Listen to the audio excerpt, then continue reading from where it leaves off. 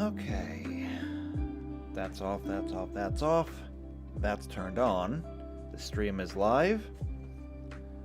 I think we're ready to go.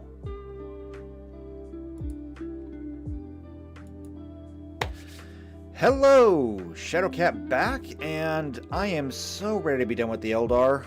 I'm beyond ready to be done with the Eldar. The Eldar are super cool, don't get me wrong. And it has been fascinating going through the Eldar, but I'm ready to move on and do something else at this point. Fortunately, we're almost done. Almost. Not entirely, because we will have to come back and revisit the Eldar at some point, if for no other reason than we finished all the paths, but one of the paths that we couldn't do was one of the most important paths for the Eldar, and that is the Path of the Seer. Except Path of the Seer are all Psychers, and we don't have Psycher rules yet. So, just gonna have to kind of figure that out. However, we can't do the Seer yet, but what we can do is we can finish up the aspect armors. So when we went through and we did all the paths of the warrior, we established that several of them have very particular armors that they use, and that these will augment their abilities in some way. For example, the warp spiders are capable of jumping through the warp and, teleporting short distances. But this isn't something that they can do, it's a function of their armor.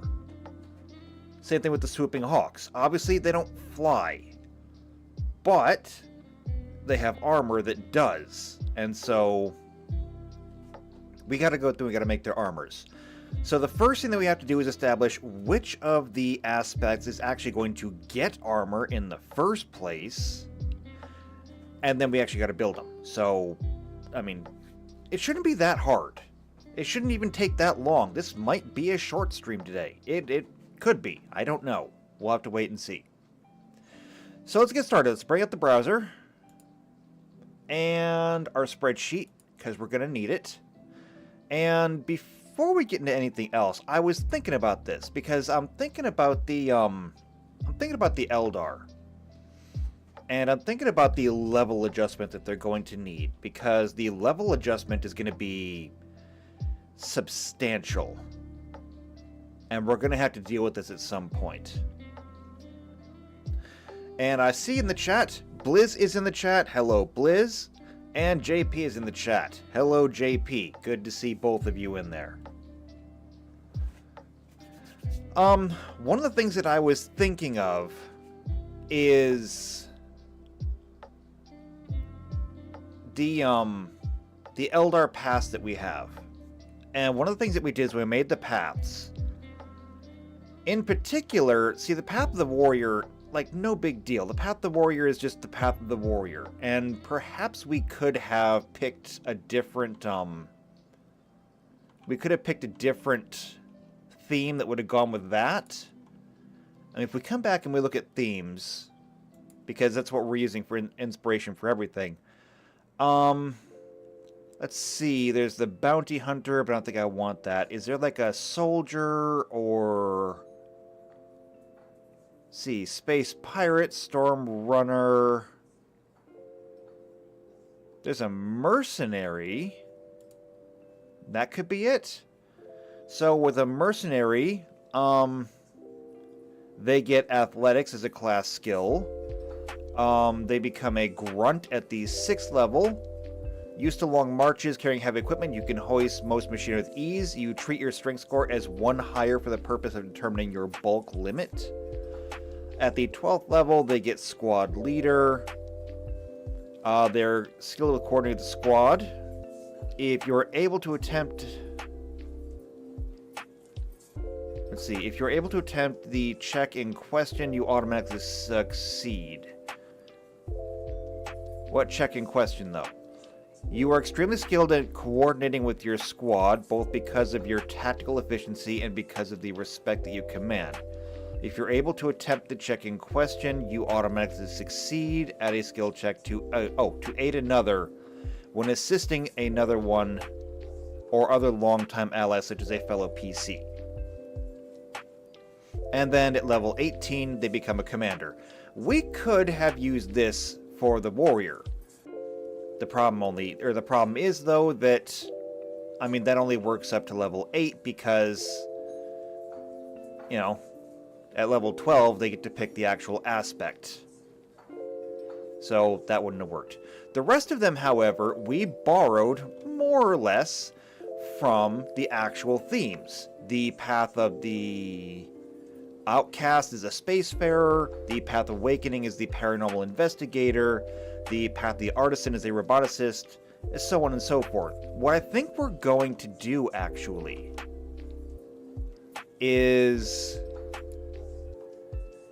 to avoid overpowering the Eldar even more than they already are.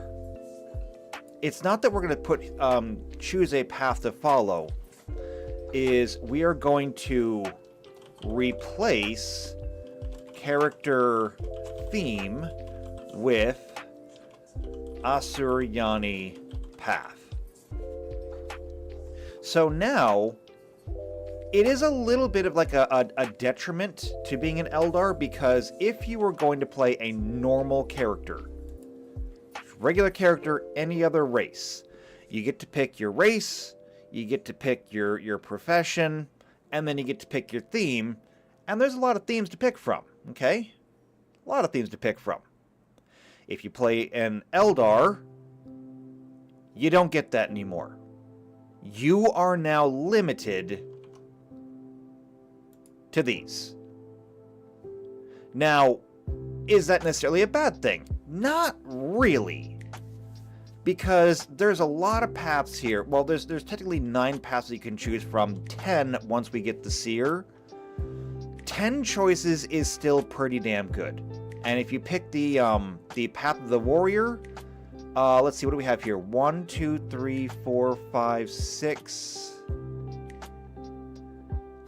7, 8, 9. You have another 10 aspects to choose from. And I mean, it was commented on the last time. It was commented on the last time that this Warhammer module is like the biggest thing that we've ever done. And it is true. This is the biggest module that we have done on this channel. And we do run the risk of making it perhaps too big, because there is no realistic way that anybody will ever get to try all of this. I would need to have several gaming groups going at one time, which, I mean, sure, long-term goal, but I realize that almost all of the stuff that I'm putting into this module will probably never be touched. Still, though, I'm going to do it. I'm going to do it. And JP says Warhammer only has a few things to choose from. I mean, it is true. That is kind of true. If you're playing the actual Warhammer tabletop game, first off, you get to choose your army. Now, to be fair to the tabletop game, the first thing that you're going to do is you're going to pick which faction you want to play. Are you playing Imperial Guard? Are you playing Adeptus Astartes? Are you playing Mechanicus? Are you playing Orcs, Tau, Eldar, Necron, Chaos, so on and so forth? However, after that, particularly if you are playing Astartes, if you're playing Eldar, and who else? I don't know who else. Those are the two that really pop up in my mind, because you have all the different chapters for the Astartes. So you decide that you want to play Space Marines. Okay.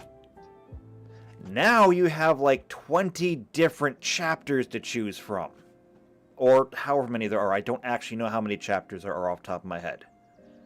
And every single one of them is different. It's one of the reasons why we went through and we did the Adeptus Astartes, and we made ourselves an Astartes. Okay?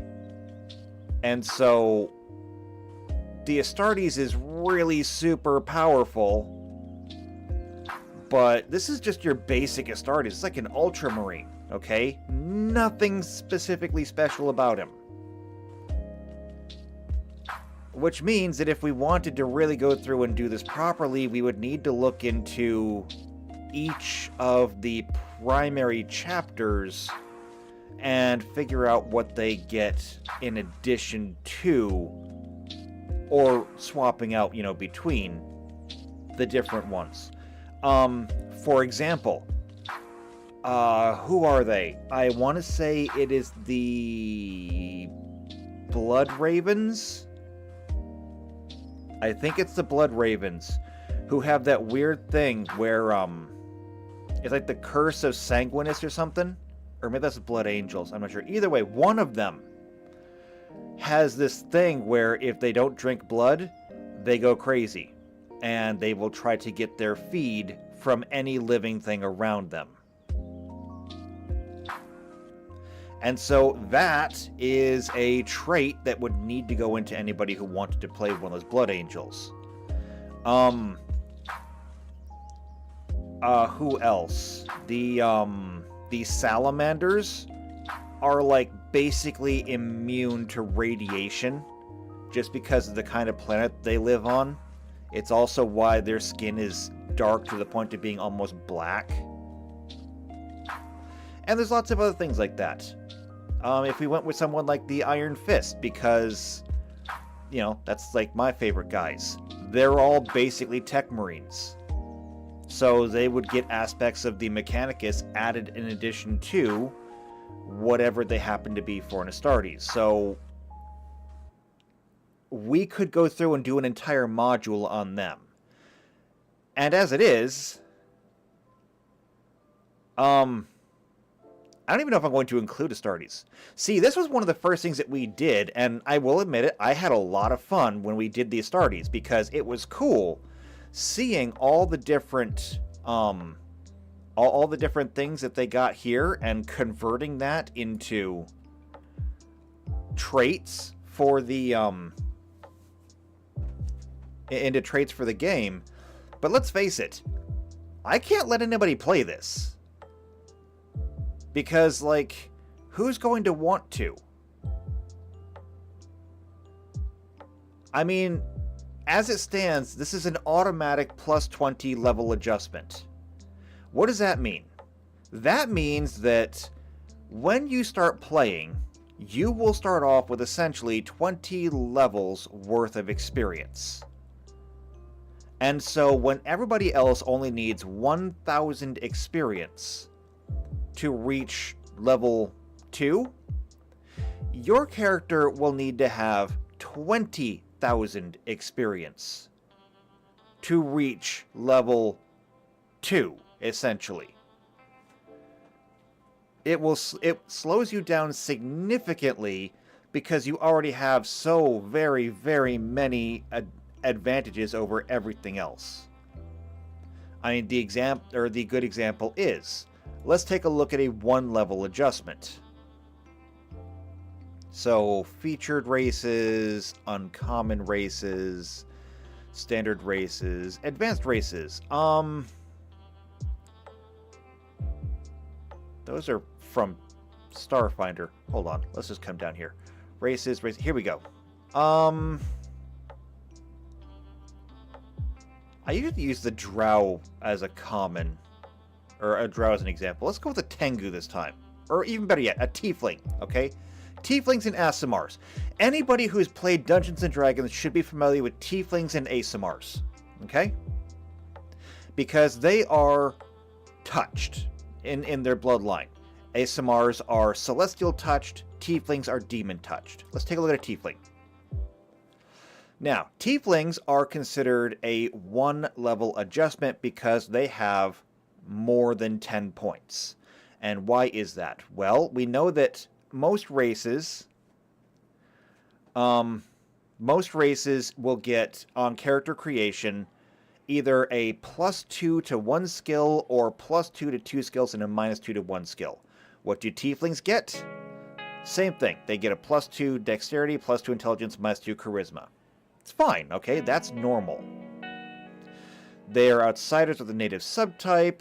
They're medium creatures, no benefits or penalties. Their speed is normal. Their languages are normal. although they can learn either Abyssal or Infernal. It's fine. But here's where we get into things. Defensive racial traits. Because they have fiendish resistance, they have a resistance to cold, electricity, and fire. Now, I want to put this in perspective. Let's say that you're playing this fantasy game, okay? And you're going up against somebody who is a sorcerer, okay? Now, sorcerers have the ability that they can learn a certain number of spells, and they can basically just cast those spells as they want without preparation, and they're allowed a certain amount of endurance. They can cast a certain number of spells per day, but unlike a wizard, they're not limited to whatever they picked at the beginning of the day. And so when we look at spells, the primary thing that your sorcerer is going to have is at the very first level, they have 3 level 1 spells that they can cast, and they have their choice of 4 level 0 spells, and they can cast those essentially at will. So let's look at those level 0 spells, because you can cast level 0 spells all day long. You only get 3 level 1s though, and then you have to rest. So let's look at the level 0 spells. We're going to look at evocations specifically, because these are your attack spells. So there's Breeze, which just creates a light breeze. Dancing Lights. Aha! Flare dazzles a creature. Light. So where's something useful? Ah! Ray of Frost. That old gem. Ray of Frost deals 1d3 cold damage. Think about that for a minute. 1d3 cold damage. That means that it maxes out at 1d3. If we look at this specifically, it does not even get a bonus as you level up. Your range will go up. It starts at 25 feet, plus 5 feet for every 2 levels, but your damage never goes up, which means that if you are a tiefling, there is not really a cantrip if it is electrical, cold, or fire that can hurt you. You're immune to those. You have to go up to a level 1 evocation. And even if we go up to level 1 evocations,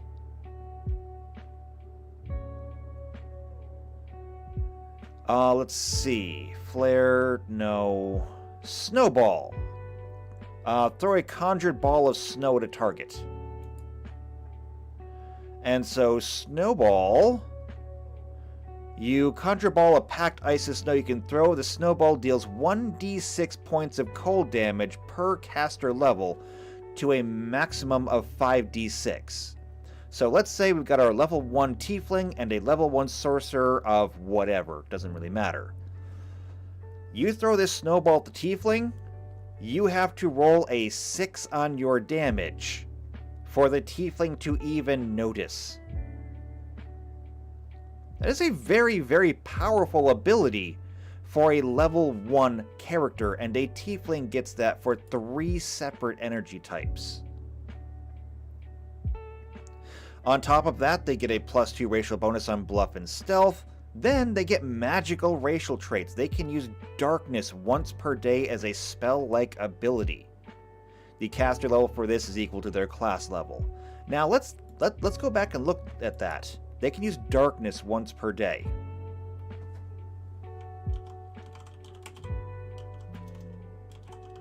There we go. Darkness. Darkness is a level 2 spell. It's a level 2 spell. That means that our sorcerer would not even get access to this spell until they were level 4. And so the tiefling starts with 1 level of experience, which means that at level 1, they have 1,000 experience points. To reach level 2, they then require, to reach level 2, they require 2,000 experience, whereas everybody else only requires 1,000. And so that character is slowed down. Now, by the time they have acquired their 2,000 experience, they will reach level 2. Everybody else will be halfway to level 3. And so by the time you reach the same level, they're still ahead of you. That 1,000 XP that they're ahead, essentially, is not a huge gap later on. However, later on in the game, it's much less impactful. Because the abilities that they will have, the skills they will have picked up, and the way the characters are built, with all the different synergies and everything, mean that you having cold resistance probably doesn't matter that much anymore. Is it great? Sure. But most of the things that you'll be facing are probably doing more than that anyway, so it's only helping, it's not making you immune anymore. Your spell-like abilities, I mean, they're fine, I guess. So, the level adjustments are important. However, they can get a little extreme. What we're looking at here with the Astartes having a plus 20 level adjustment means that essentially... let me see if I can find the XP chart that I use. Because we're talking about, with the Astartes, 20,000 XP to reach level 2.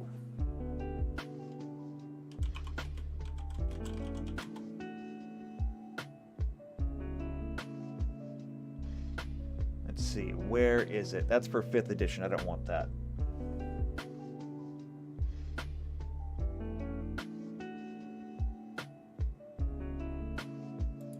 There it is. There's the chart that I love to use. Let me bring this over. There's actually a lot of XP charts that you can use. I've just always used this one because I like this one. This is the classic D&D chart. And so we can see you need 1,000 points to be level 2. 3,000 points to be level 3, 6,000 to be level 4, and essentially it's just whatever level you're at times 1,000, that's what you need to get to the next level. So, where do we hit 20,000? That means that right here, just before level 7, is when our Astartes character would finally be getting to level 2. And then it would be 21,000 before they can get to level 3. So where's 41? Just before level 10.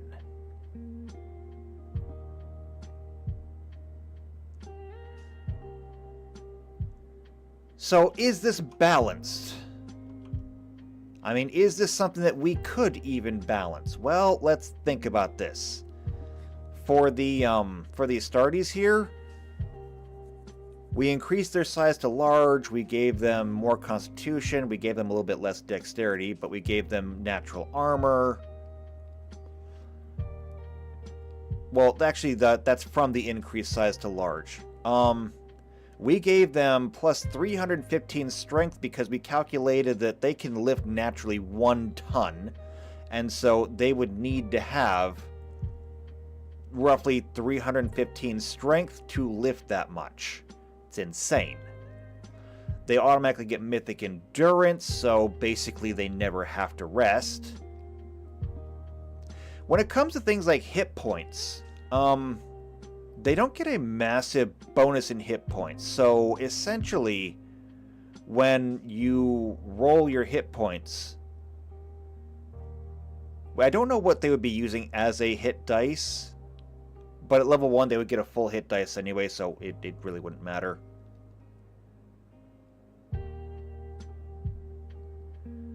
It would need to be balanced. It would need to be balanced better than it is. We just want to figure out exactly what would an Astartes look like. But that level 20 level adjustment... maybe that's a bit extreme. I'm not sure. I'd have to really look into it. But... yeah, it would be pretty high. And so why would you want to play this knowing full well that you will never level up until everyone else is hitting level 7? Is that something that you would want to do? Would that be worth it to you? Actually, there's some people that I'm sure it probably would be worth it to them. But that brings us back to the Eldar then, because the Eldar right now, the adjustment for these guys, it's already 4 points for their ability modifiers. It's already 2 points for their will save, and then 30 points for them being a psyker, which is automatically just... And I don't even know if necessarily 30 points is right. It's just what I thought of at the moment. But essentially, every character will be kind of a wizard in addition to whatever they choose to be. So we're still looking at the Eldar being at least a +4 level modification, which means that if you wanted to play an Eldar, you pick your Eldar, you pick your profession, everything. We start you off with like 4 levels of XP, so you'd start off with like 6,000 XP. That means that for you to reach level 1, you're going to need to have 4,000 XP. Well, 4,000 XP means that you'd be hitting level 2 just after everyone else hit level 3. Which is not the worst thing, I guess. I mean, it could be worse.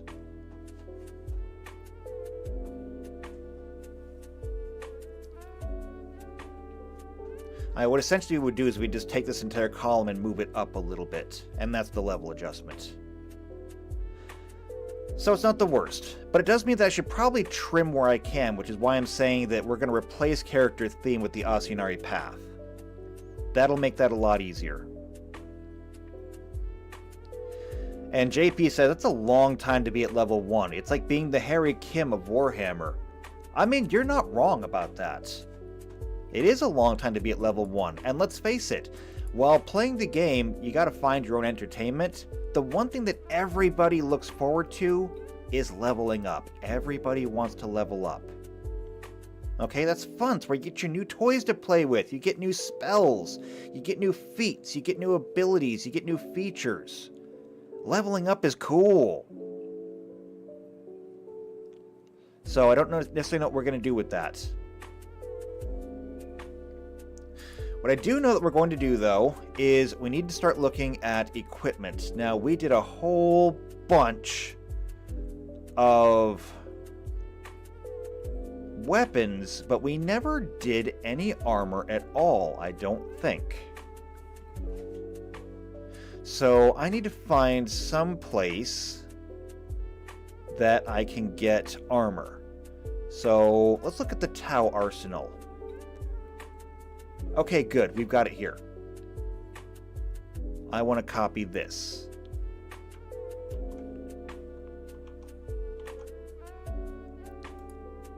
And we're going to come back to War Gear. I'm going to paste this here. But I don't know what it's going to be yet because we need to make a list of which ones need to have armor and which ones don't. Alright, so I'm just going to put it right here. Asuinari Paths. Let's take a look. We've been through here before. It's okay. Aspect Warriors. Here we go.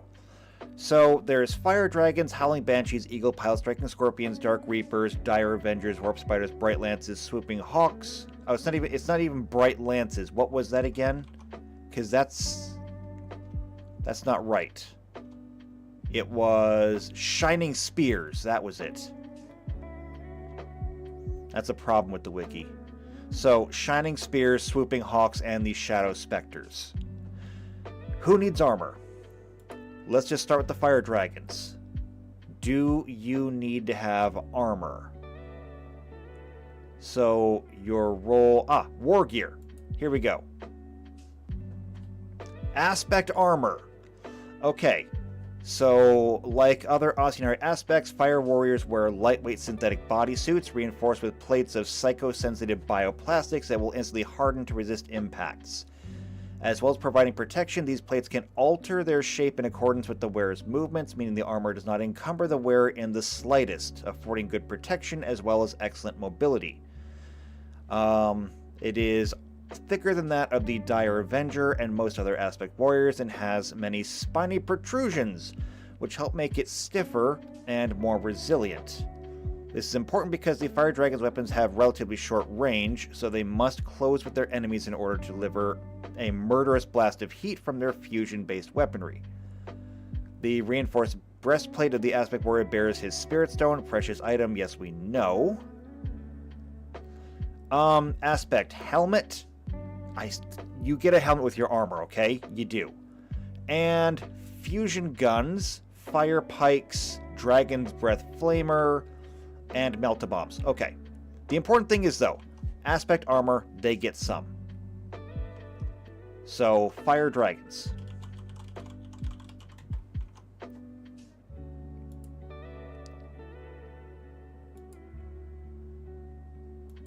How about the Howling Banshees? Howling Banshee war gear. They also have it. So the Howling Banshees, right, these are the ones that like to jump into melee combat and just blender people. So Howling Banshees wear lightweight synthetic bodysuits reinforced with psychobioplastics. Yes. This is literally copy and pasted from the other one.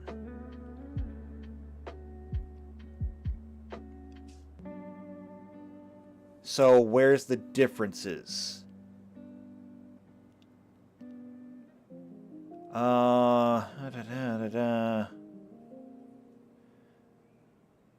Contrary to popular belief, these small domes and blisters on the Howling Banshee's aspect armor are not extra gems, but small compartments that contain the suit's technical systems.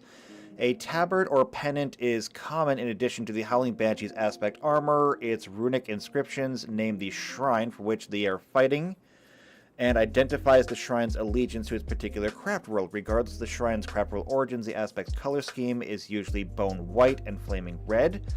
The red proclaims the Howling Banshee's ferocity and burning passion. The bone white is eternal. I don't care what the color. You can color it whatever you want. If you want to make a neon pink and purple Howling Banshee, that's up to you. I just want to know, is it different? And I get the feeling that the only thing different is the whole small compartments thing. But even then, it's the small compartments that contain the suit's technical systems. And what systems are those?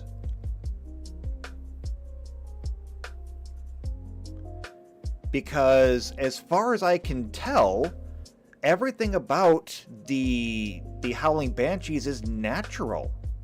I mean, yes, they're very nimble, they're dexterous, they're athletic, but it says that this is because it's just who they are. I don't think... Okay, no, hold on, here we go. The Howling Banshees specialize in deadly hand-to-hand combat.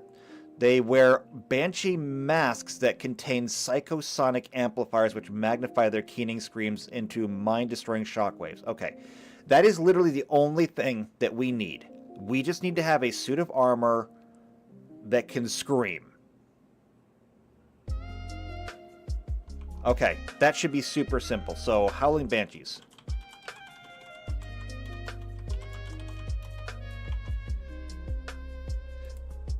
And other than that, it's just light armor. Eagle pilots, do you get anything special? Because I don't think you do. You don't even have a full entry here. So all you're wearing is a flight suit. You do not get you don't get armor. Striking scorpions.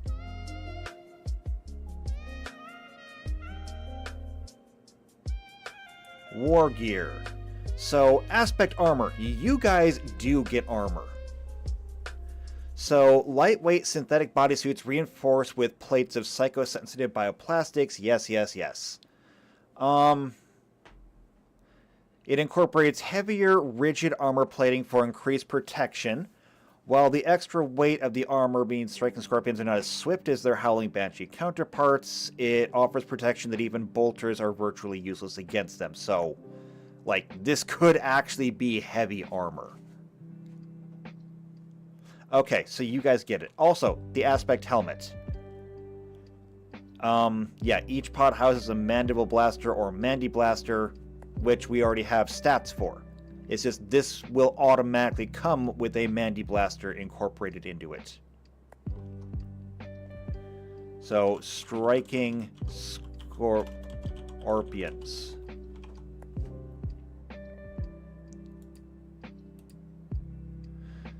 Next, Dark Reapers. Do you get armor? Dark Reapers. Who were you guys again? Oh, right. You're the heavy weapons guys. You are the heavy weapons guys. Yeah, you're gonna get some custom armor, aren't you? Let's see. Dark Reapers pride themselves in their accuracy. To absorb the recoil of firing the Reaper launcher and maintain a steady firing position, the powered limb supports include lower leg armor and boots fitted with stabilizers and clamps to secure the Dark Reaper to the ground. That is awesome! I might actually have to make a set of power armor for these guys, because it sounds like power armor. The reinforced breastplate bears their stone. Yes, yes, yes, we got that. Their helmet.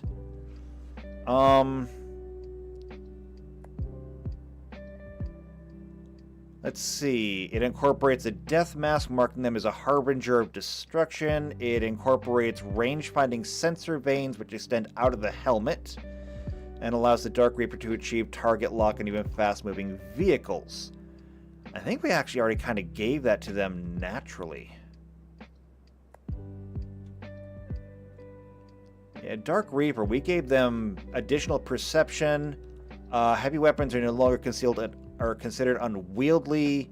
Reduce the range penalty by 1, double the maximum range. So we can actually give them, I think, something extra for accuracy. So yeah, Dark Reapers need armor. If I could spell... There. PC Unicorns in the chat says, do they get Sasha too? No. No, actually they do not. They do not like miniguns. They prefer something called a Reaper cannon. Reaper launcher, excuse me. It is a long-barreled missile launcher that creates a blistering firestorm with a single salvo. Fun stuff. So, they just get missile launchers. Okay. After the Dark Reapers, Dire Avengers. Now, Dire Avengers are just the basic military. So, I don't think they're going to necessarily get anything special. They wear lightweight synthetic bodysuits, reinforced with plates of psychosensitive bioplastics that will instantly harden to resist impacts. Hold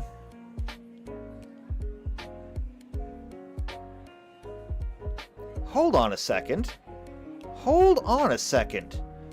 Contrary to popular belief, small domes and blisters on the Dire Avengers armor is not extra gens, but small compartments that contain the suit's technical system. That's the same thing we saw with the Banshees. So that's also common across all of them.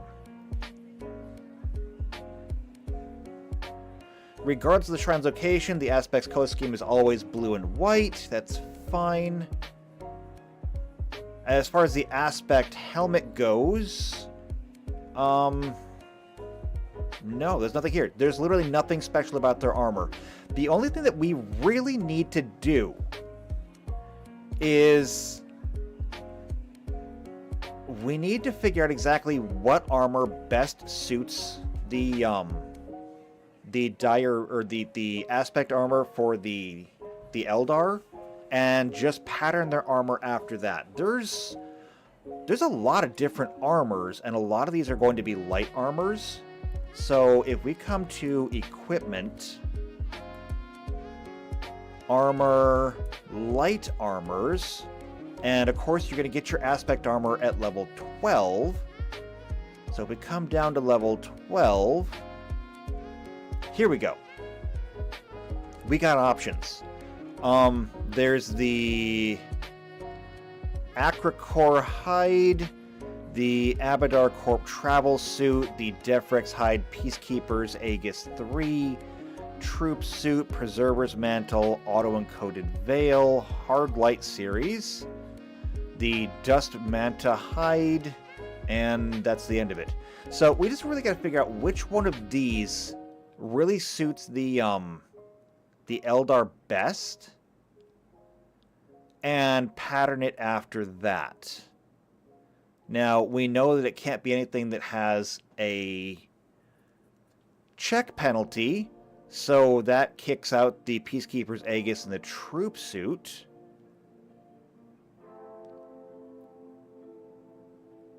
And so we still have, I don't know, like 6 to go. 1, 2, 3, 4, 5, 6, 7. Yeah, 7 to choose from to pattern this after. And I tend to lean towards the most expensive, but we'll have to see how that works out for us. So it might end up being the Dust Manta hide. Anyway, Dire Avengers do not get special armor. After the Dire Avengers is Warp Spiders. You know what? I don't even need to look at it. Warp Spiders get armor. I don't even need to look. The Bright Lances. Not Bright Lances. It is the... Where are they at? I gotta see this. Path of the Warrior. Here we go. Shining Spears. We had to come here for this one. Notable stuff. Shining Spear Exarchs, but this doesn't really tell me a whole lot about them.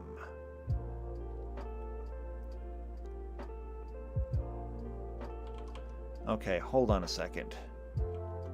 We're gonna do a quick little Google search for this one.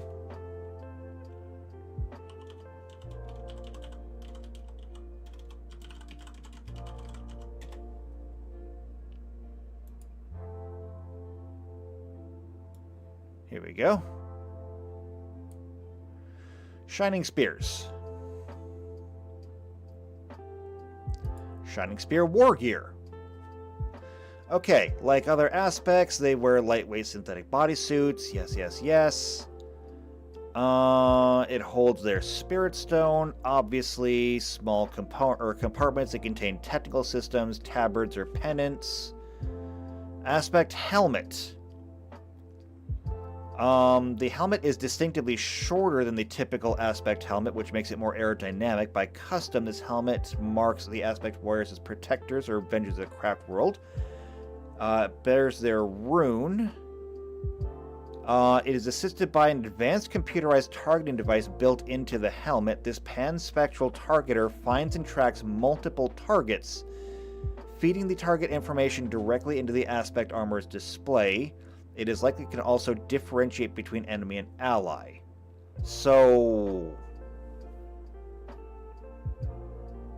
is this anything we even have to consider? So, pan-spectral targeting finds and tracks multiple targets. But that's just it. It just sees them. Now, remember, we got to convert this from the lore into a tabletop game. In a tabletop game, when it's your turn, you're not generally on a clock, unless you're a really slow player and I have to put you on a timer. And I've done that before. I have had to do that before. So you already have the time to look around the battlefield and you can see everything you can see. You have the time to process it. You're not doing this necessarily in real time because I can't roll dice that fast. So, I don't think there's anything we really have to do for this. I mean, the functionality that they say this helmet has is already basically built in.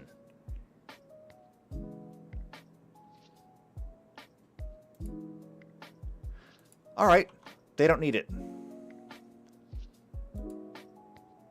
They do not need it. So who's next after that? Swooping Hawks. I don't even need to look at the page. Because they have flying armor. Swooping Hawks get their own suit of armor. And the Shadow Specters. You guys are still new, but you guys have the combining weapons. You guys like to fire prism cannons from far away, or combine them for one big blast. Shadow Specter war gear. So you are defined by your war gear. Hide themselves behind a warm mask. Also incorporated as a spirit stone. However, this does not say anything about any kind of special abilities. Now, the picture there says number 1, aspect armor, and they do look kind of ghostly there.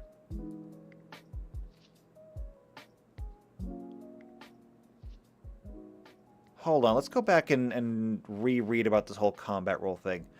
They're the master striking enemies' heavy armor forces from unseen using jetpacks, prism rifles, prism blasters, and ghost-light targeting matrix to destroy armored vehicles from across the battlefield where retaliation is almost impossible because they will be gone before the enemy can return fire. They use shimmering hollow fields that makes it difficult for enemy targeting sensors to get a lock on them if they can be visually located. Normally operate in squads of 3 to 5, not including their Exarch. When the Ghost Light is used to combine Shadow Squadron into a single long-range anti-armor strike, it is the Shadow Exarch who makes the determination. Okay, kind of a lot there. So first off, jetpacks. We can absolutely incorporate jetpacks into armor. So yeah. So Shadow Specter. And then after that, they need to have this Ghostlight targeting matrix, I guess. We'll have to look more into that. But okay, that's it. Of the 10 aspects that we have, only 1, 2, 3, 4, 5, 6, 7 actually need to have armor. And we need to figure out what the basic armor is for them. To that end, I want to look at this. So we already have a pretty good description of what Eldar armor is like. Dust Mantra Hide. In Fulbright, some brave or foolish game hunters in the Outlaw Kingdoms pursue mantas for their desert-adapted hides despite the inherent danger in doing so. Those fortunate enough to survive their hunts craft suits of light armor from the hides using nanocarbon filaments to stitch it together. This does grant a resistance to fire, but we can ignore that. If it's a Monarch, it grants a resistance to fire 10, but again, we can ignore that. Plus 4 circumstance bonus to stealth checks to hide in desert environments. Again, we can ignore that. And if we ignore all of that, is it really worth it? No, probably not. So let's look for something a little bit less specialized. This Hardlight series. So I like Hardlight armor just because I like the whole holographic theme. The last word in light infantry armor, the Hardlight series features an inflexible, lightweight breastplate, limb guards, and helmet over a smooth, form-fitting jumpsuit. Manufacturers often make custom armor for military organizations, but off-the-rack armor of differing qualities is also available for mercenaries and explorers. And so, wow, actually, this is kind of perfect. The Hardlight series specifically starts at level 12 and goes up. So, this actually seems really good. There's no special abilities that we have to try and balance for. This is just plus 15 armor to both of them, a max dex of 6. There's no check penalty, no speed adjustments. It's got 4 upgrade slots, which is going to suit us nicely. I think that we can base everything off of this. I like it. I like it a lot. Now, this caps out at 20, which is perfect. I think we can borrow everything straight from this.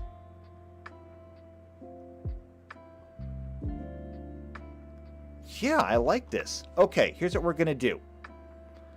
First things first is I'm going to say Dire Avengers because I want to use this as the baseline.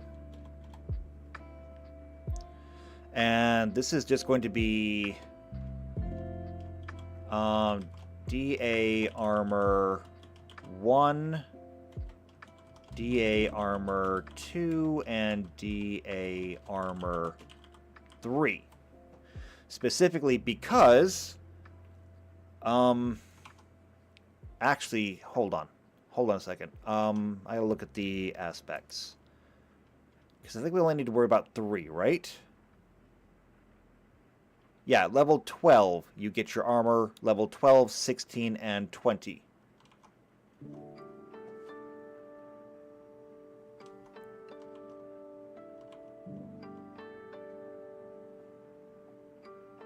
So we go back to War Gear. It's going to be 12, 16, and 20. And I don't know why that is all bolded, but I'm going to fix that now. The bulk is going to be light, light, and light. Armor check. There is no armor check.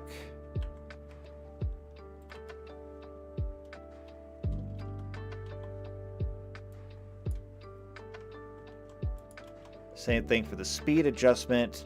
Armor upgrade slots, I'll get to that in a second. Maximum dexterity for these is 6, 7, and 8.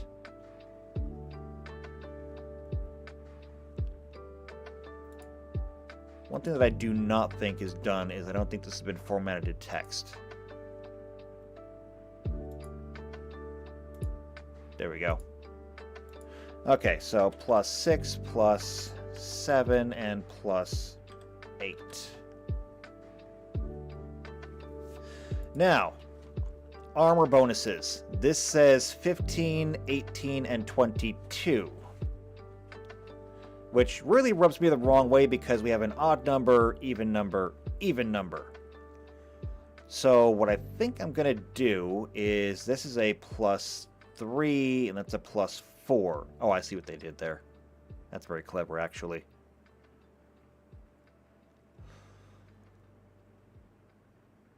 Yeah, I'm going to go ahead and do it. I'm just going to copy it wholesale.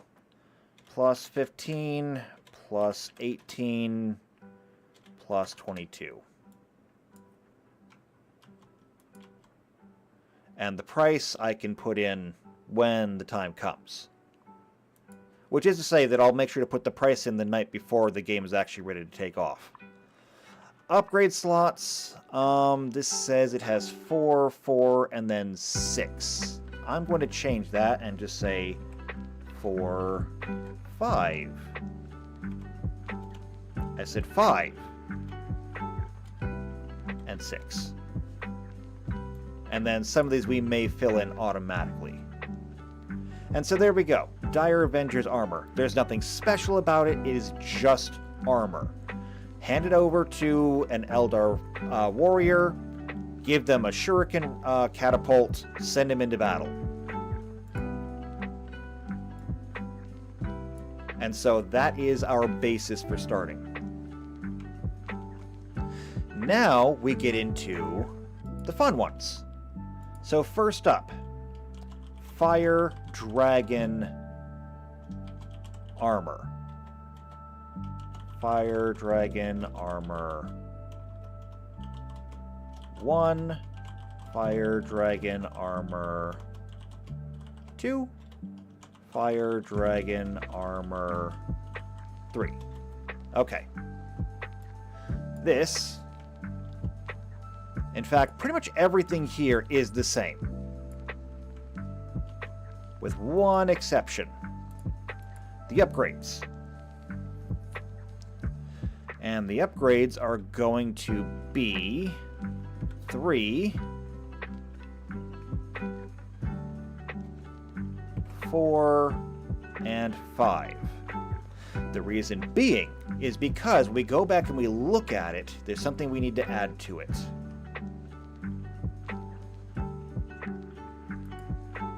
So, there we go. Shadow Spectres. We're going to back up from you guys for a minute. So we can go to the Fire Dragons.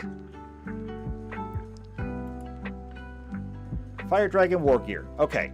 So there's only one thing that really makes us different. And that is... Let's see.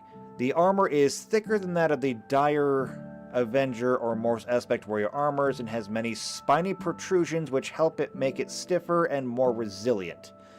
This is important because the weapons have relatively short range, so they must close with their enemies to deliver the murderous blast of heat from their fusion-based weaponry. So, it has to be a little bit tougher. Just a little bit, though. So here's what I think we're going to do. The first thing we're going to do is it says that it is filled with many spiny protrusions. We actually have something for that.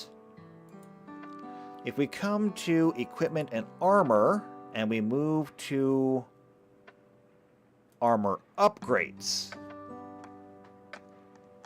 we have these things called Snarl Barbs. But I don't know if they go all the way up.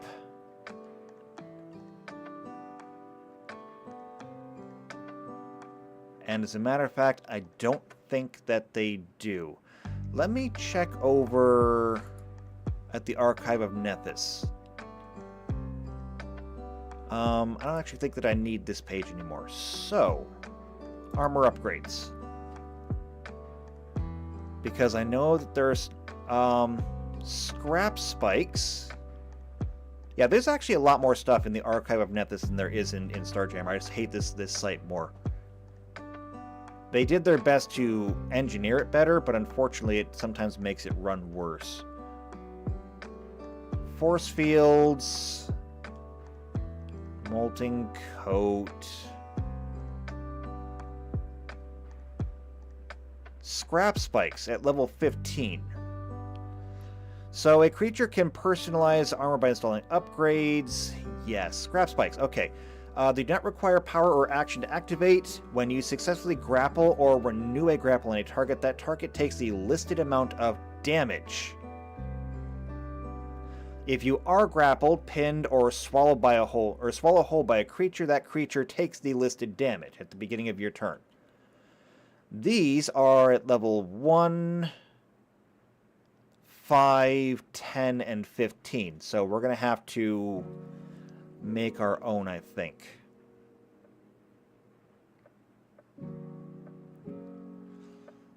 I'm gonna... Let's see, I'm gonna put something here called pre-installed.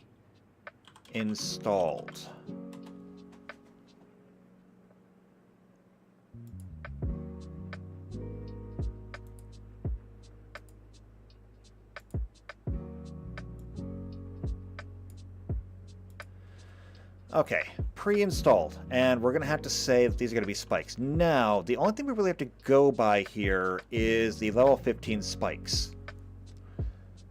So these spikes are going to do 6d4 piercing damage. So that would be here. And I'm going to say this is going to be... we need something cool. What's a cool name for these? I don't have a cool name for these. I'm just going to call these Dragon Spikes.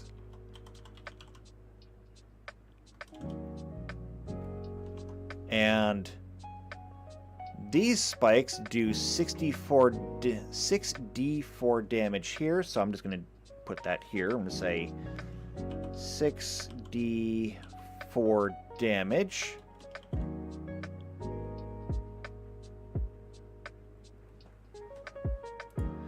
And at level 10, this says that they do only 3d4. But I think that's what I'm going to do here. Is I'm going to say Dragon Spikes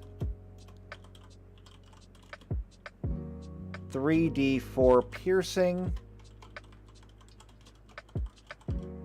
And then 9d4 piercing.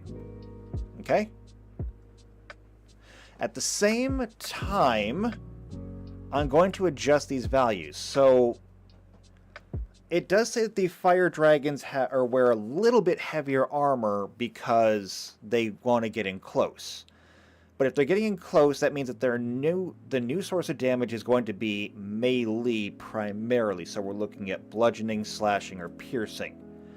So I'm going to take a point away from energy and give it to kinetic. I'm going to say it's plus 14 and plus 16. This is going to be 17 and 19. This will be 21 and 23. Still light armor, still no penalties on any of this. But there you go. So, JP had said earlier, hold on. Well, if you're up against a fire dragon, don't hold on. I'm just saying, don't do it. Don't hold on.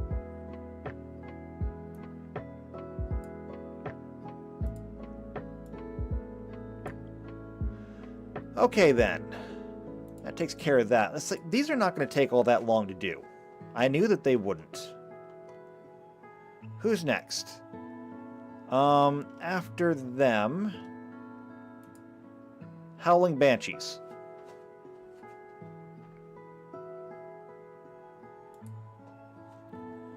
So, Howling Banshee armor.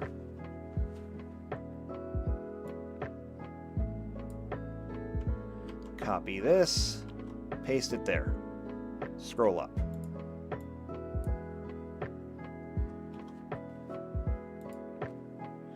So, Howling Banshee armor 1, Howling Banshee armor 2, Howling Banshee armor 3.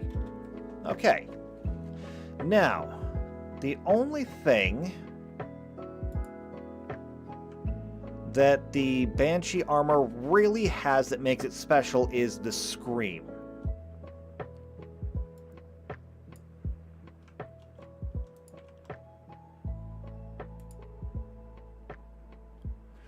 And so what we're going to do here is I'm just going to delete those and see if we have anything that is going to fill that role, or if I have to actually invent it. And I probably have to invent it, but I'm not sure. So let's take a look. Easy access kits, Grim trophies, sustenance system, basic. Infrared sensors, leapers, voice command module. Let's take a look. Microphone link control module allows you to activate your armor system, such as environmental protections, with a verbal signal, no actions required. The function must require no more than the standard action for you to normally activate. Okay, cool, but not important. I mean, I wouldn't get that, but as I found out, I don't actually like voice-controlled everything. I got one of those devices, and yeah, I don't really care for that. And my phone has voice controls, and I don't use any of it. So that's not going to work.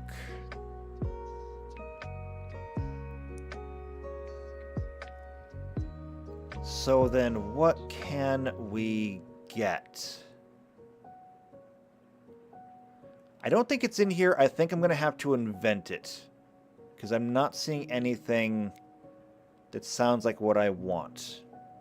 Okay, that's fine. I can invent things. I'm good at inventing things. And one of the things that we're going to do is I'm actually going to knock this down again. So that's going to be 2, 3, and 4. And the reason is because this scream is going to have 2 functions. It's going to potentially daze or maybe paralyze, I'm not sure. And it's going to do some damage. And I can't have it do both for the cost of just 1 upgrade slot. So, Howling Banshees, let's take a look at their war gear. Specifically, the helmet. So, the Banshee Mask. Standard Howling aspect where a Banshee Mask is tall with long flowing hair. It contains psychosonic amplifiers that magnify their keening screams into mind-destroying shockwaves. It inflicts severe damage to the central nervous system of the Eldari warrior's foe, instead feeling mortal terror, causing momentary paralysis. By custom, the helmet that marks the aspect warrior as protectors and avengers. Okay. It does say it only does damage to the central nervous system to cause mortal terror and momentary paralysis. Perhaps we can do both of those, actually.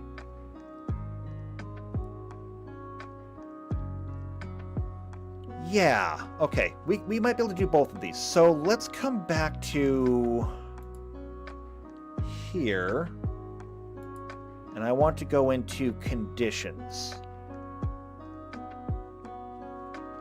So there's 2 things we want to look at here. One of them is going to be... And I want to start with panicked, actually. So a panicked character drops all held items and flees. And they cannot do anything else but. Doesn't tell me what that's... I believe that's the higher... Yeah, so panic is the higher state of frightened. Frightened, you must flee or fight. You take a minus penalty to essentially everything. And if you're not panicked and you're not frightened,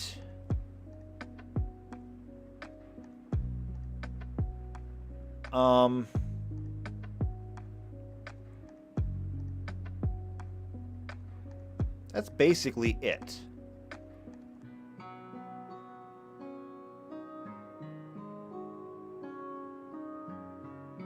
Or I guess shaken would technically be the lesser version of frightened.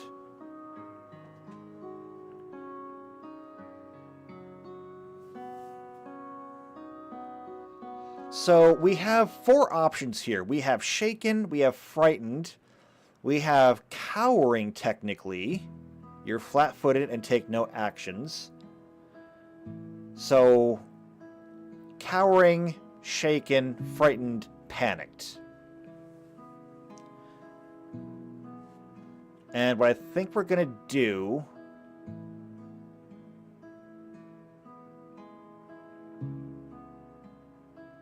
Yeah, what I think we're going to do is... I'm going to incorporate all these. So it's called a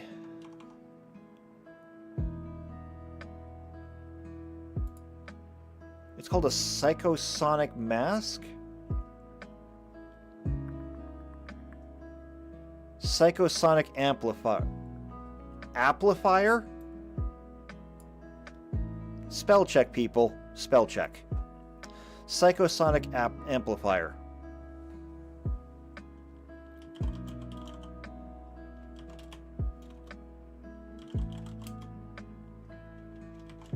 Amplifier.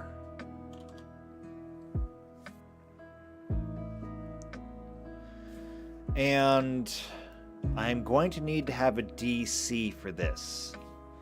This is supposed to be pretty severe, so it's going to start with a DC 15, I believe. It's usually where difficult checks start. And normally the way this would work is it would be a DC 15 plus about half of your level. So we're looking at, say, a DC 15 plus 6, a DC 21.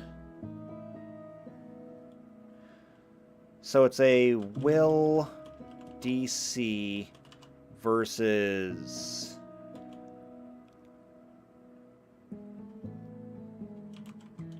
shaken.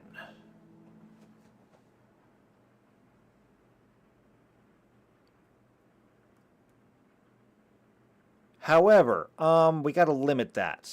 So it's not like you can just do that all the time.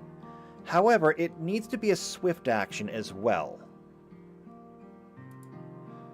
So this will be a swift action.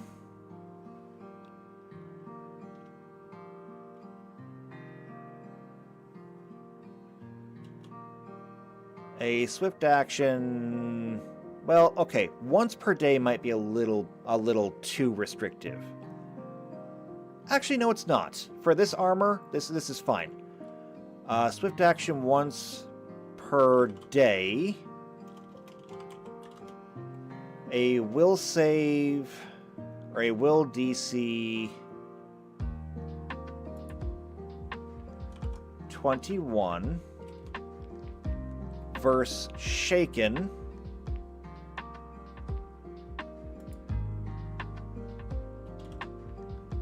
And this has to be a cone. So when we're looking at cones, what would be a good range for this cone? Because while the terror of it, technically you could start the whole terror effect a long ways away, like as soon as people can hear it, but it's not going to be the same.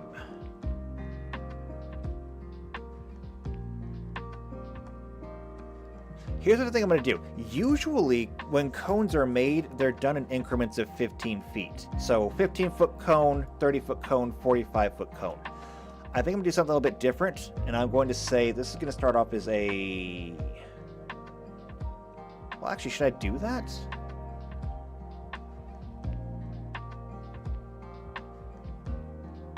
I could do that. Sure, actually, let's go with that. 15... foot cone. All right, and I'm going to copy this and just paste it down here, and I will make the modifications as I need to. So this is going to be now twice per day. The DC is going to go up.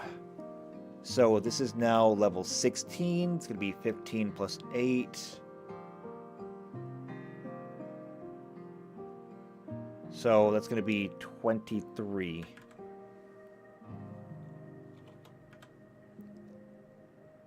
And this is going to be a 30-foot cone. And the next one will be 3 times a day with a DC of 25. And this will be a 45-foot cone, which is pretty huge, don't get me wrong. However, something to keep in mind is notice how as the levels went up, the, ooh, that's not right. DC of 225? Yeah, that's not fair. The DC for this actually did not go up that much. So for every 4 levels, you got to add to the DC 2. Which is actually, you know, pretty well keeping in line with what their track would be. You just really get to affect more people and more at a time.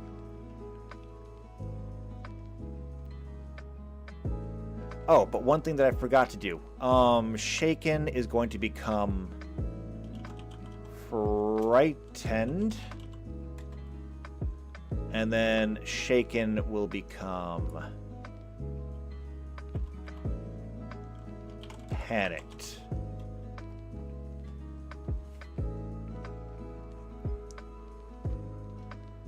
Alright, that should be good. That should be really good. I like that. Howling Banshee armor. Seems pretty good. So, let's go to the next one. And what even is the next one? I don't know, I'll look at it in a second.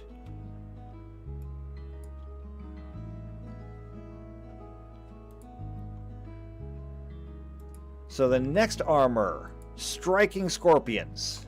Now, interestingly, I think that we already established the Striking Scorpions might actually be wearing heavy armor.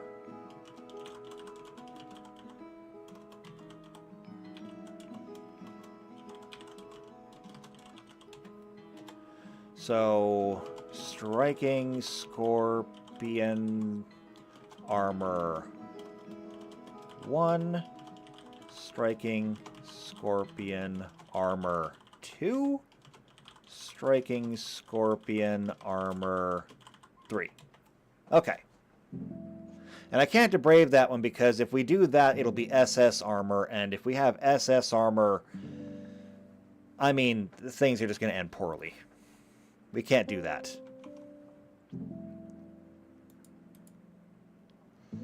Okay. Striking Scorpions, let's take another look at their armor. Because I don't think there's really that much that's really special about their armor except for the Mandiblaster. So it incorporates heavier rigid plating for protection.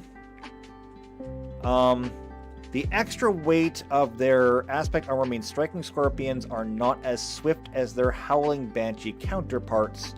The protection it provides, such as bolters, are virtually useless against them, requiring concentrated fire from multiple weapons in order to bring down a Striking Scorpion warrior. The reinforced breastplate holds their Spirit Stone, of course. Obviously, we've heard that before. And then the Aspect Helmet. So each warrior aspect has its own distinctive helmet. Obviously. It incorporates a pair of weapon pods positioned and shaped much as the mandibles of a scorpion. Each pod houses a mandible blaster, or Mandiblaster, a unique and deadly device also known as the Sting of the Scorpion. It is an extremely short-range weapon, useful only at a distance of a foot or so, but highly effective as a first strike weapon which can be used to disorient or kill an opponent before combat is joined. It is activated by a psychic pickup, and the helmet fires a stream of tiny metallic needles straight towards the target. They do not inflict much damage, but they can tear up and lacerate flesh. However, it's when they deliver an intense laser energy sting. Let's see. They also have a target finder, but the target finder is the same thing we already saw.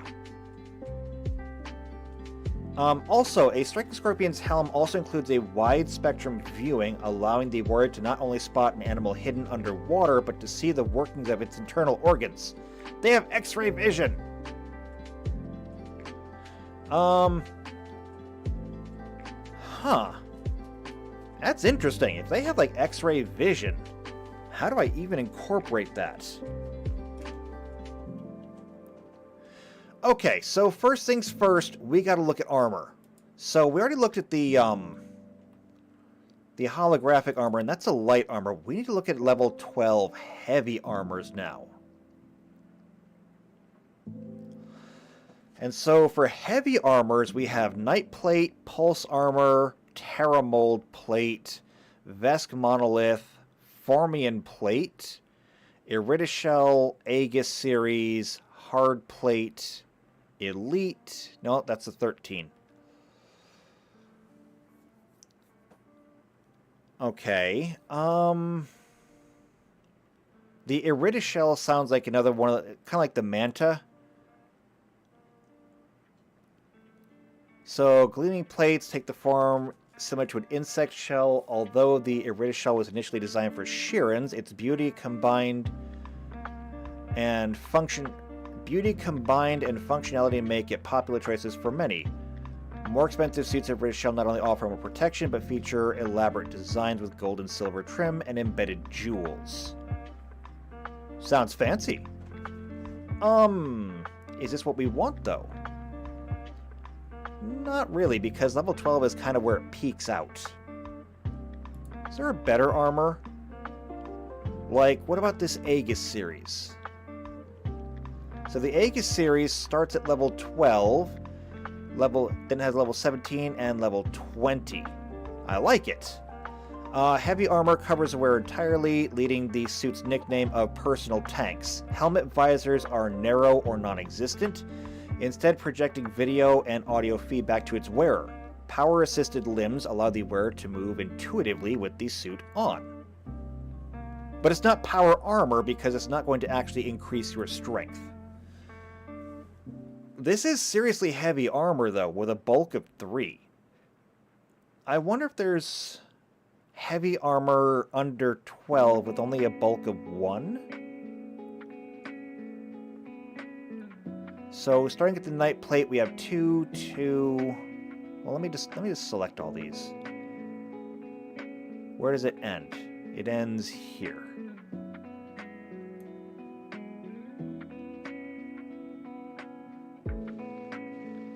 Alright, so that's what we're looking at in terms of level 12 armors. Nothing in a 1. There's the Aegis Sense, which has 3 bulk. That is seriously heavy. The Terra Mold Plate has 4 bulk. That's insane.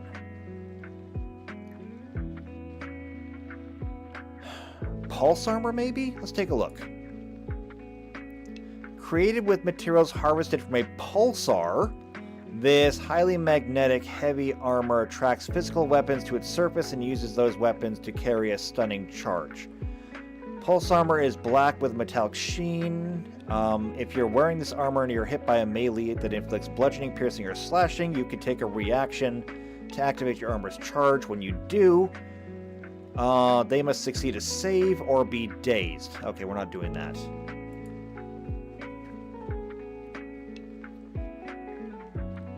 Interestingly enough, I think the Iridishell is probably the best way to go.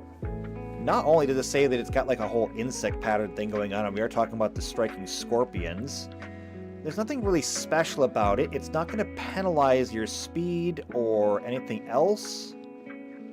It still comes with 4 upgrades. It's got a max dex of 4. I think this is good. And this is level 12, but it's the highest one they have. But you know what? That's actually kind of okay now that I think about it, because we've already got another set of armor that we can base this off of. So let's do that. We're going to do this. We're going to copy the Iridishell. So all of this stuff basically needs to be blanked out. Okay? Gone. So at level 12, it's going to be plus 17 plus 18. And plus 18, which makes sense because this is going to be, you know, primarily melee armor. Max dex bonus is plus 4. Armor check penalty, however, and speed adjustment do not exist.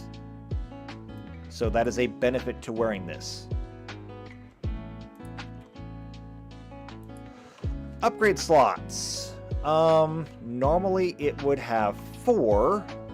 I'm going to reduce that to 2 because this thing is going to get things pre-installed.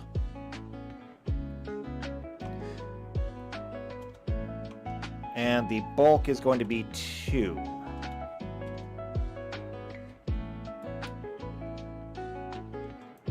And that can go down. This is going to go, or be a 2, 3, 4.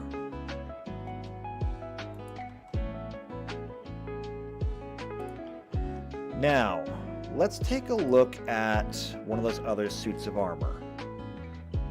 Particularly, I want to look at the Aegis series. I want to see how much they go up. So, max dex bonus on these really doesn't change that much, if at all. The armor check penalty also does not really change, if at all. The armor bonus, however, goes from 19 to 27. That is a +6. That is going from 12 to 17, though. Not making that big a jump. So actually, all the way, it goes from 19 to 28. That is an increase of 9. From 17 to 25, that is an increase of 8. Well, at least with 8, I can divide it nicely. So let's say that it goes up by 4 each time. So that means that the level 16 armor will be a plus 21, plus 22, and then plus 25, plus 26. The max dex bonus is not going to change. Okay, it's not going to change. Now, something that I will have to do is give this a little bit more room. Because the reason why we're taking up 2 of these is because we're going to need to have 2 abilities on this. So first off, we need to have the Mandiblasters. So 2 per day, or Mandiblaster. Mandiblaster. And if we look at the Mandiblaster up here, Shuriken Cannon, Seeing Weapons, where is it? Here we go. Scorpion's Claw, Scorpion Chainsword, Mandiblaster, there it is. Yeah, it only has 1 charge. However, it says that they do carry 2. So, actually what we're going to do is we're going to do this. I'm going to simply change the capacity.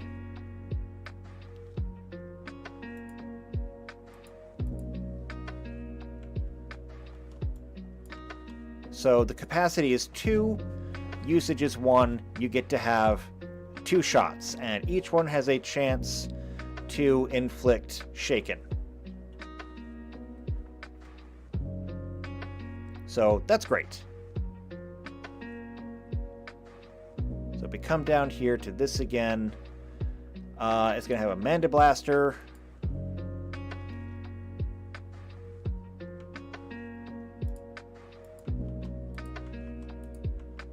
There you go. And after that, it needs to have that sensor suite that we saw.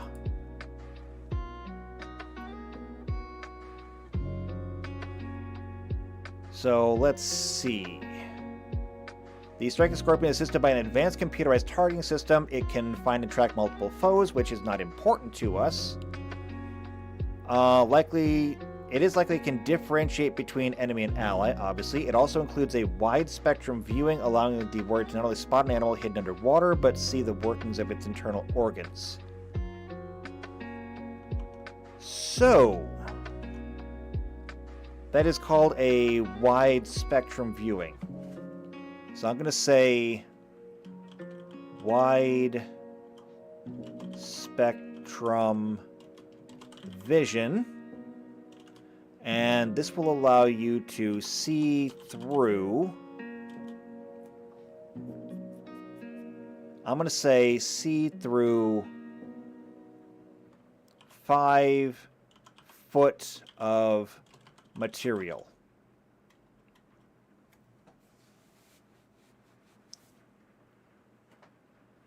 Actually, no. I'm not going to do it that way. I'm going to say that you can see through less than 5 foot of material. So you can see through like a door or a very thin wall, but not, you know, like a starship hull. Wide spectrum viewer, wide spectrum viewer. Now I can simply modify these. So for this one, I'm going to say 5 foot of material, and this one, I'm going to say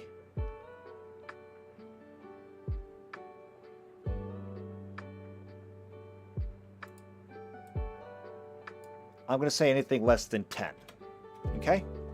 Because it is a pretty significant, you know, tool that you've got there.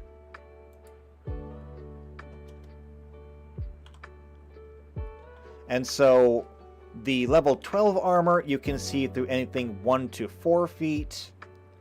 The wide spectrum, you can now see through 5 feet, which means that you can see through a whole square. And with the level 20 armor, you can now see through anything between 6 to 9 feet. Actually, no, that's not great. I'm going to take that off. You can see through 10 feet of material. So 2 squares of material. And that should be sufficient for them. And since I did that, it occurs to me I can do the same thing up here with the Howling Banshees.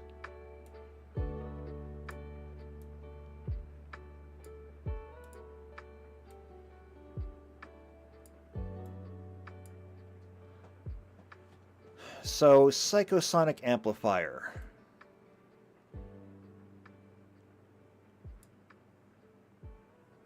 I'm going to cut that.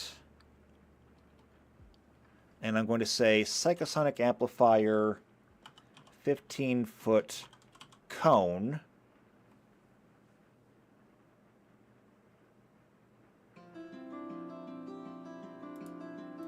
Okay, I'm actually going to give it a little bit more space. A little bit more space.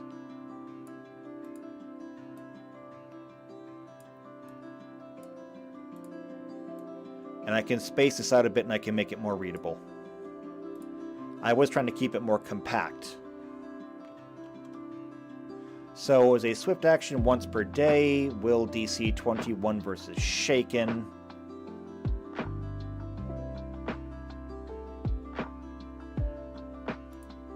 And I actually don't even need this because this can go on top. So cut that.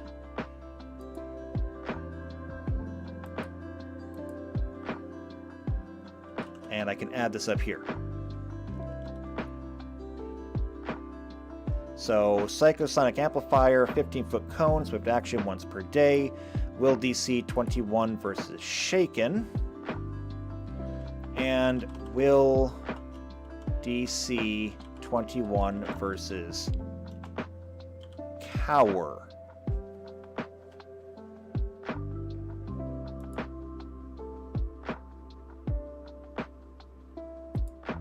Now the Cower is going to be 1 turn. And Shaken will be 2 turns.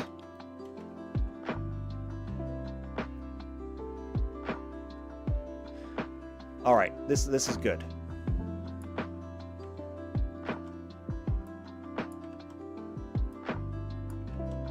That is going to be much more readable.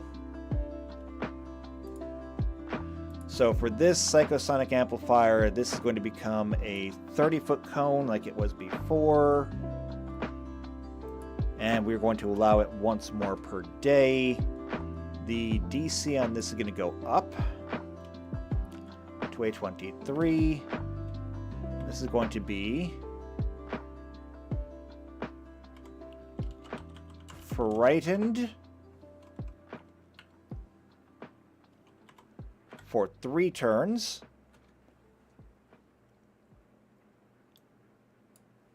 DC 23 to cower. I'm going to leave cower for 1 turn just because if you get caught with that, it's going to be awful. And I got to keep in mind that this can be used against my players too, so I don't want to make things too tough on you. But a 45-foot cone, 3 times per day, 25 DC versus panicked for 4 turns.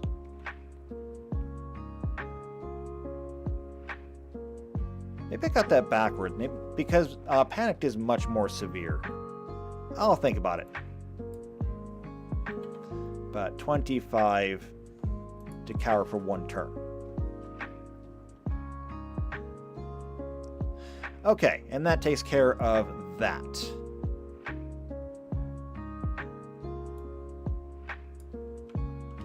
So we'll copy this and we'll move down.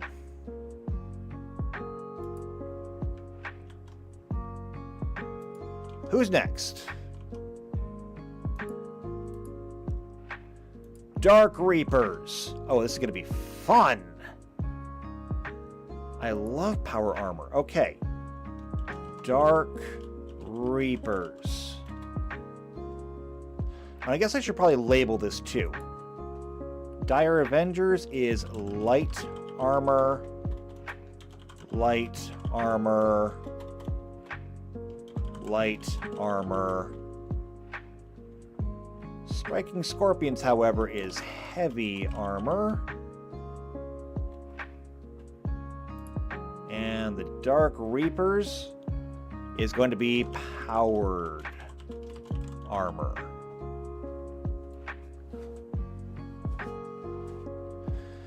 As such, we will need to make a few adjustments to this. In fact, I might need to rewrite the whole damn thing. We'll find out in a second. Powered armor. So, there's a lot of different powered armors. I need the stats block, though.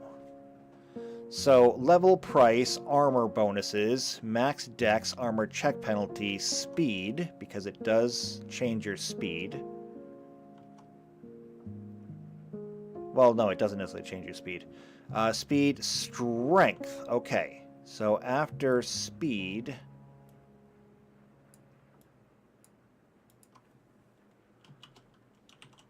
strength. After strength is damage.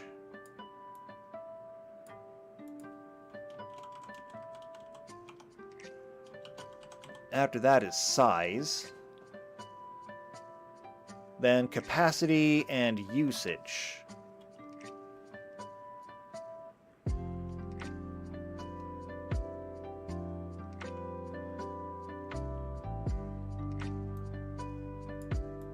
So we're going to move over a little bit. Capacity, usage. After that, weapon slots.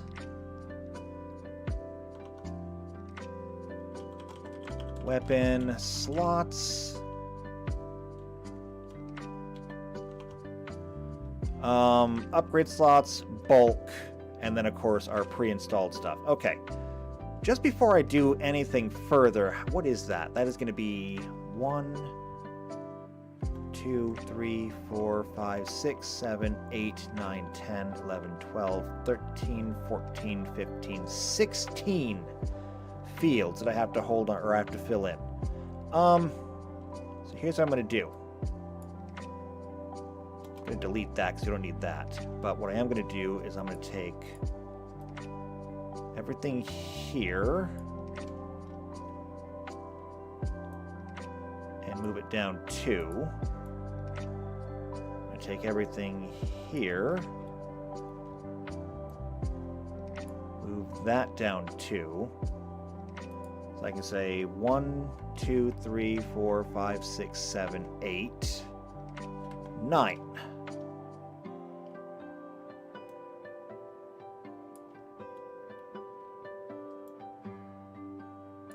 And pull that down there.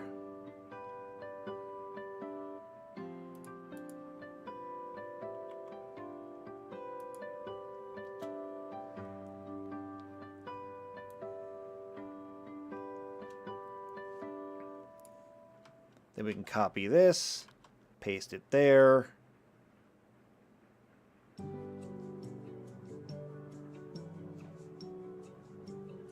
And then underneath, paste it here.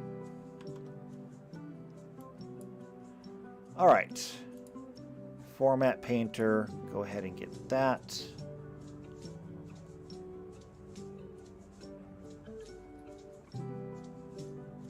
Oh, something that I actually forgot here. Move that down by 1. Move that down by 1 so I can copy and paste these headers as well.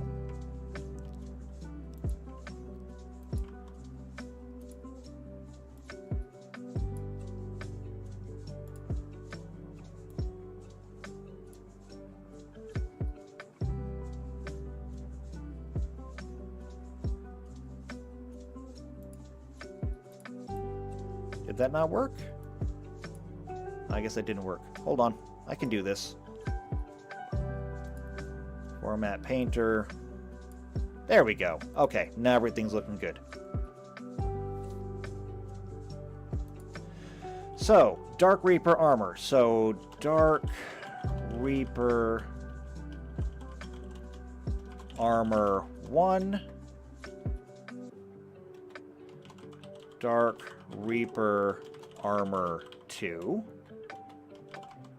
Dark Reaper armor 3. Okay, let's go. It's the first time we've ever made power armor, I guess. So, first things first, we need to have a suit of power armor to base this off of, and I'm sure that our options are going to be pretty limited.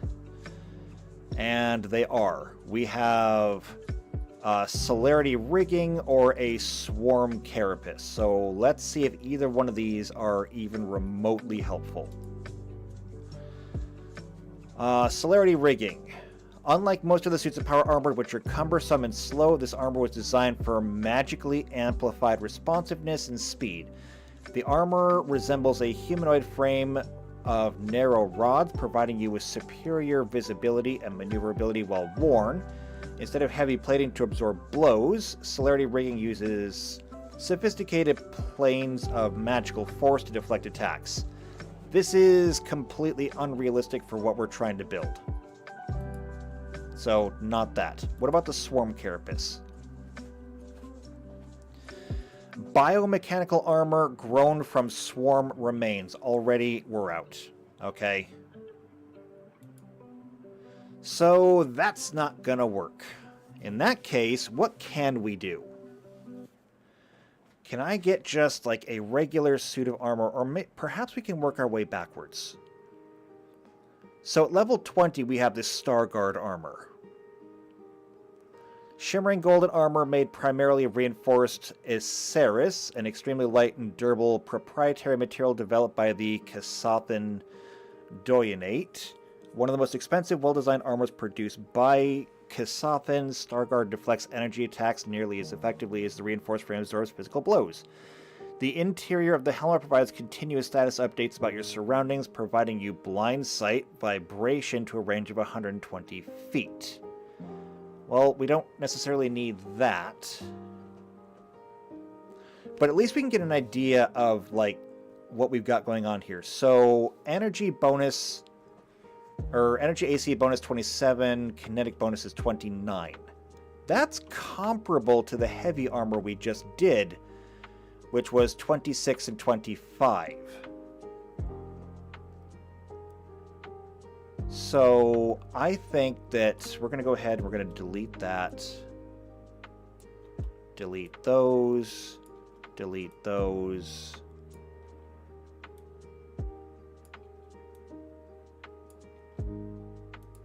And I shouldn't have deleted the level, but I did. Okay.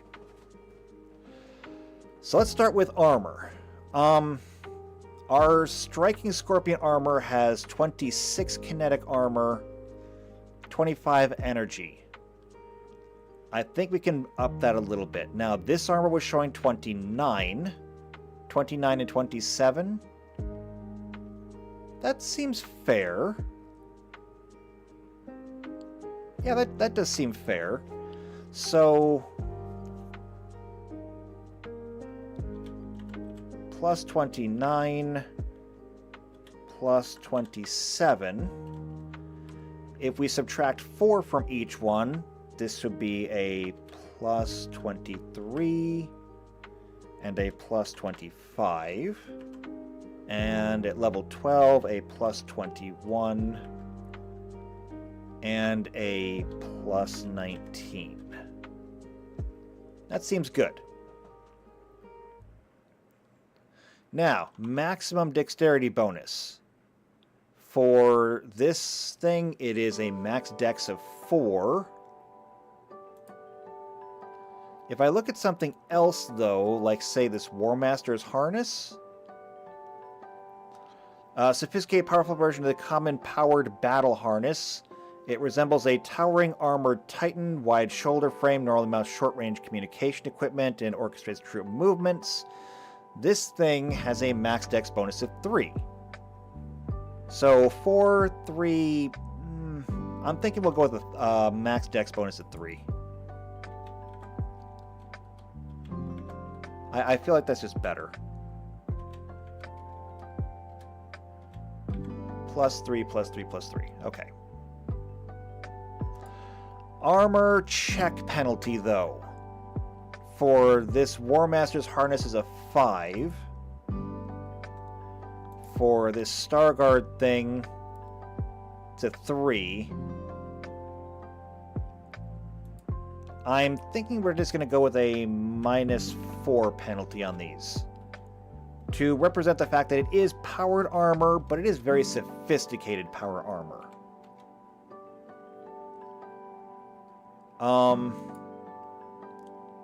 Speed adjustment. Now, is there anything that says these guys are necessarily slow? So let's go back and take a look at their armor. So, Dark Reapers.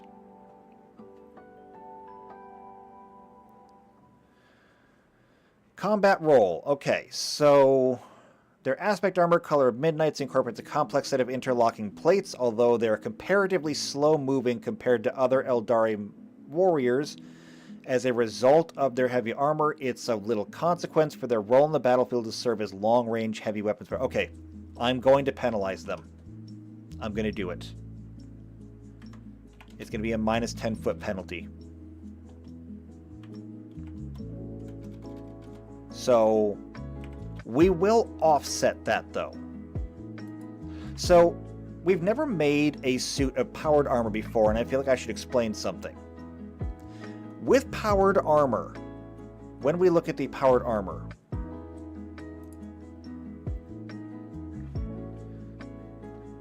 let's see, where is it? Entering power armor, no. There's a few things that you get with powered armor that you don't normally get. One of those is a strength score. So the idea of powered armor is this. When you enter into powered armor, the armor is going to do the work for you. And so your strength score no longer matters. You are inside the armor. You are doing what the... Did we not do powered armor for the Tau? Because I know that we did some armor for the Tau. Tau Arsenal. Pilot Battlesuit. No, we did totally do this with them. Yeah, so I don't need to explain this again. Your strength score is replaced by whatever the suit says. And with Tau battle armor, I mean, this armor is giving you like a strength of 20 or 22. So either I gotta maybe dial that down a little bit, or perhaps I need to kick the other one up.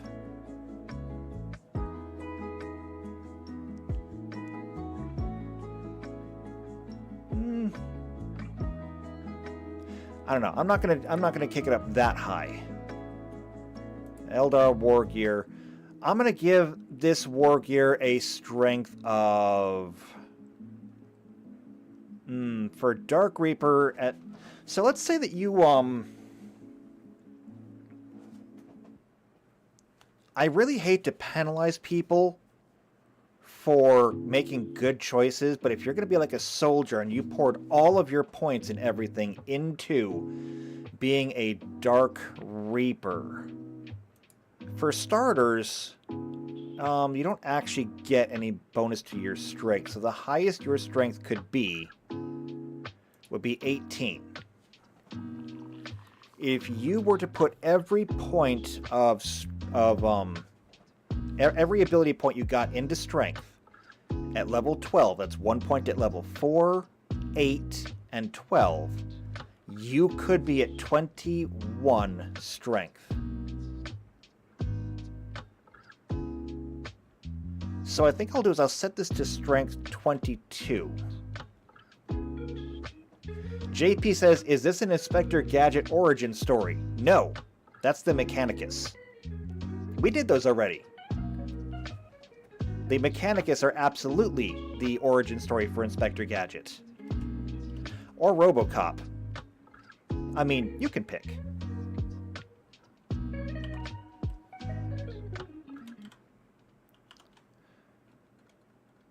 Okay.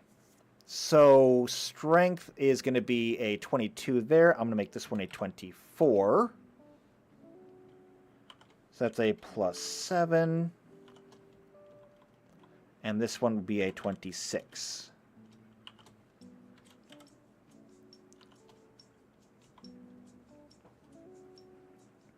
Perfect. Okay, now, damage. The thing is that if you're wearing powered armor, you can smack somebody and do some decent damage. I will need something. Now see, this powered armor here, the size says gargantuan, so it has a 20-foot reach. This is a huge suit of armor. Starguard, however, is medium, and the damage for this one at strength 30 is 4d8. I'm gonna try something. See if I can make math work for me. 4d8 is 32, and I'm going to divide that by the 30 strength that it has. And then I'm going to multiply that by 22 to give us 23.4666666666666674. So we're just going to call that 24 damage, actually. So what I think we're going to do is for damage, I'm going to say that this one does 3d8. Well, hold on a second.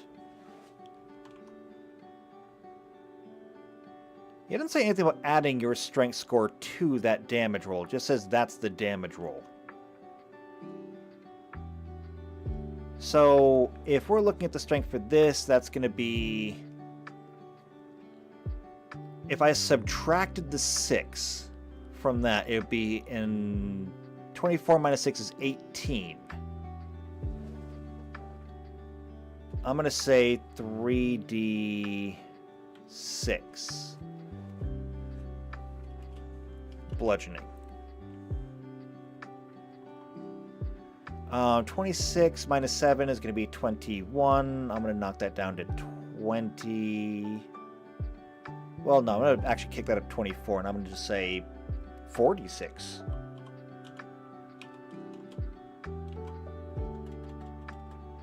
And 26 minus 8. Round that up. Yeah, that's super simple. I'm just going to say 5d6 bludgeoning damage. Okay, very good. Size is going to be medium.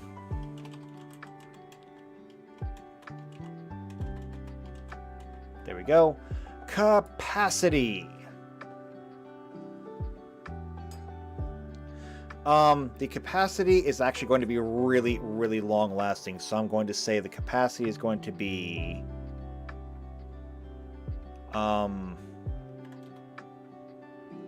20,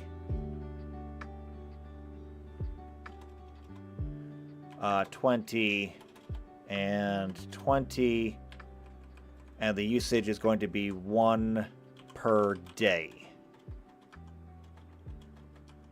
So this thing will run for 20 days off of a single battery, which is really awesome, because if I compare that to this thing says that it will run for 40 hours. So a little bit less than 2 days. And that's because it is using a better battery than we are, but it's also using them by the hour.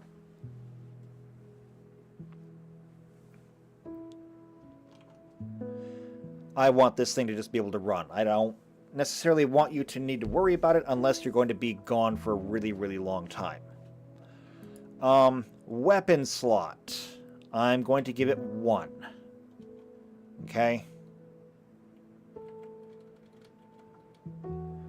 Upgrade slots, however, I gotta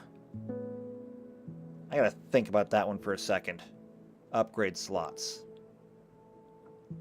So for the Dark Reapers, the only thing they really get going for them is 2 things. Number 1, it says to absorb the recoil. They have powered limb supports, including lower leg armor boots fitted with stabilizers and clamps to secure the Dark Reaper to the ground. Okay, so we need something for stability, and then the aspect helmet says that it incorporates specialized range finding,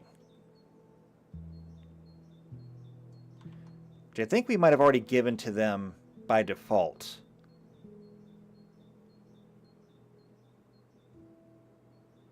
So what I think we're going to do here is I'm going to say 2,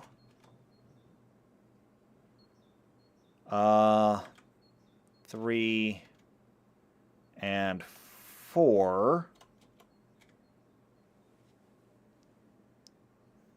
But then we actually have to install these things. And so I'm going to need to have a little bit more room.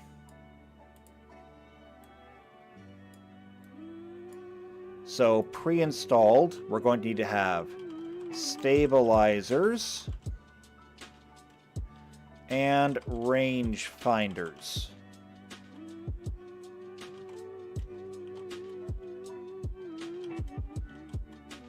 There we go.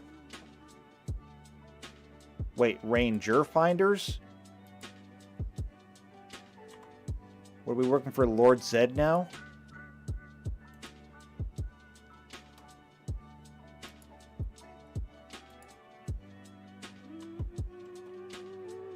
Okay. There we go. So, stabilizers. This is not something we really need in Starfinder, because we don't really deal with recoil as a thing.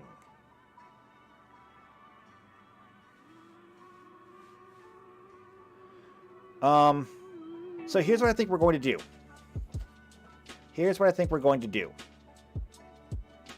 For the stabilizers, it is going to, let's see,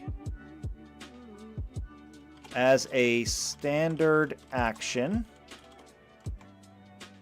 anchor yourself to the ground. Remove your dex bonus from EAC and KAC and add to your attack rolls.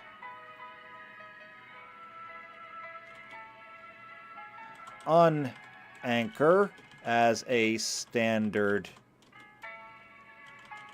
action. So keep in mind, you do have a maximum dex bonus of 3, which means that if you didn't exceed your dexterity and you've only got like a 16 or a 17 for your dexterity, you're wearing this Dark Reaper armor, you decide, hey, I gotta hit that thing, and you just say, all right, time to dig in. Clamp, clamp, you dig your feet in, your armor class is going to go down by 3, assuming that you had 3 dexterity bonus. So your armor class is going to go down by 3, but you get to add that to your next attack roll. Couldn't hurt. And range finders. The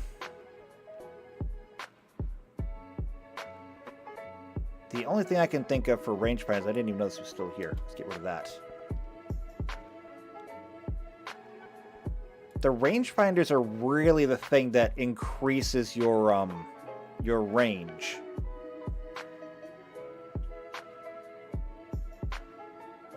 And we already did that for the Dark Reapers. So reduce range penalty by 1, double the maximum range.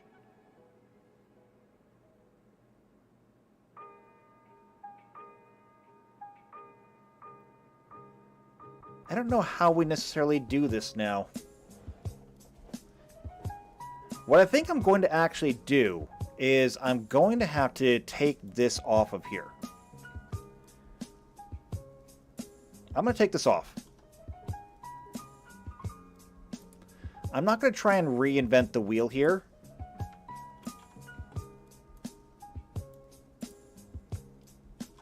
I'm going to give this to the armor where it belongs. And then I will find a new capstone ability for the Dark Reapers. Something that they do not need to have their armor on to really get a bonus from. And so that just leaves us with one more thing, that being how bulky is this thing? Now, to be absolutely fair, the bulk for the Starguard armor, which is the best armor that comes by default in the game, has a bulk of 10. That War Master's harness has a bulk of 110.